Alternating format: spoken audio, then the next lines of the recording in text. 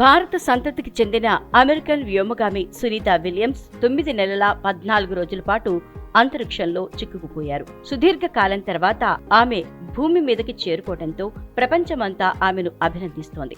అచ్చం ఇదే ఉదంతాన్ని పోలిన ఆంగ్ల సినిమా ది మార్షియన్ 2015లో విడుదలైంది. ఈ సినిమాలో హీరో అంతరిక్ష ప్రయాణానికి వెళ్లి వ్యోమ నౌకలోని సాంకేతిక లోపం కారణంగా అక్కడే చిక్కుకుపోతాడు. దీని తర్వాత కథ చాలా ఆసక్తికరంగా సాగుతుంది. ఈ చిత్రం 7 ఆస్కార్ అవార్డులను గెలుచుకుంది. దర్శకుడు రాడ్లీ స్కాట్ రూపొందించిన ఈ సినిమా ప్రేక్షకులకు ఎంతగానో నచ్చింది. బాక్సాఫీస్ వద్ద సూపర్ హిట్ అయ్యి కాసుల వర్షం కురిపించింది. 2016 ఆస్కార్ అవార్డులలో 7కు పైగా టైటిళ్లను దక్కించుకుంది. ప్రపంచవ్యాప్తంగా 200కు పైగా నామినేషన్లను అందుకుంది.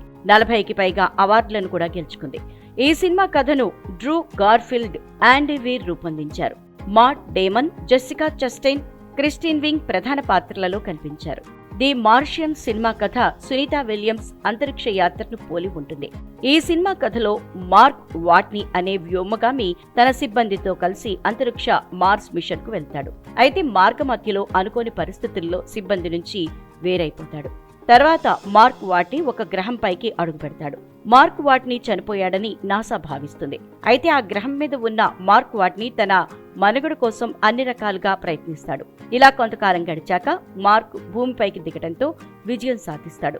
ఈ సినిమా ప్రేక్షకులకు అంతరిక్ష ప్రయాణ అనుభూతినిస్తుంది. అంతరిక్ష ప్రపంచంలో సినిమాటిక్ టూర్ చేయాలనుకున్న వారు ఈ సినిమాను చూడవచ్చు.